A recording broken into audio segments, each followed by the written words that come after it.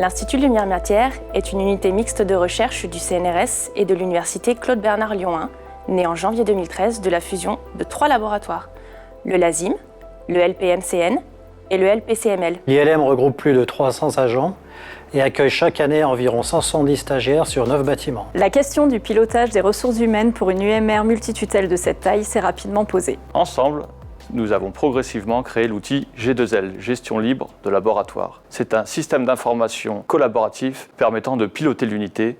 Il est complémentaire des outils des tutelles. Le mieux, c'est qu'on vous montre.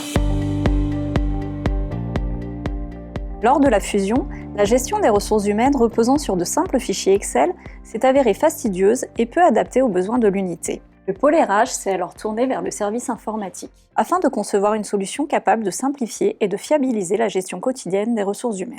En 2015, une première version a vu le jour, fruit d'un travail conjoint entre le service informatique et le pôle ressources humaines. Dès sa conception, il a été pensé de manière évolutive afin de pouvoir accueillir et intégrer facilement de nouveaux modules au fil des besoins. Le cahier des charges initial répondait aux exigences spécifiques de la RH et de l'informatique, tout en ouvrant la voie sur des évolutions futures.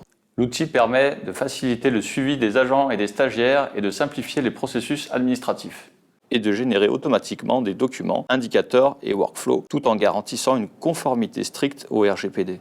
G2L facilite l'intégration des nouveaux arrivants grâce à la fiche Novo initiée par leurs encadrants. En un clic, l'ensemble des services concernés disposent des informations indispensables pour préparer l'accueil, le contrat, l'attribution d'un bureau avec suivi des clés et des surfaces, la déclaration aux fonctionnaires sécurité défense ou encore l'accès aux outils numériques. Le départ d'un agent est tout aussi fluide, avec des workflows automatiques pour restituer le matériel et sécuriser les données.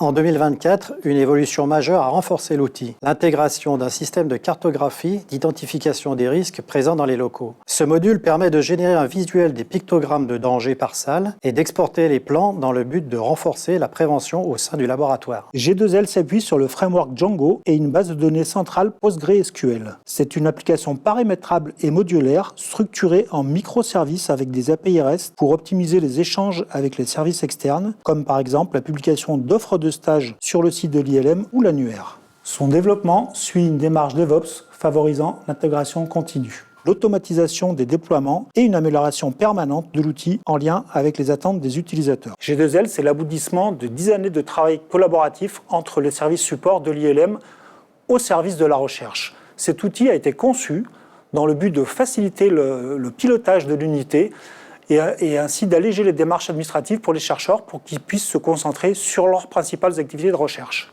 Cet outil est un outil open source. On l'a développé de manière à avoir une démarche collaborative en y intégrant en fait la méthode agile. Donc la méthode agile, c'est une méthode qui permet en fait de pouvoir implémenter une fonctionnalité, de la tester et de la mettre à disposition tout de suite aux utilisateurs de l'ILM.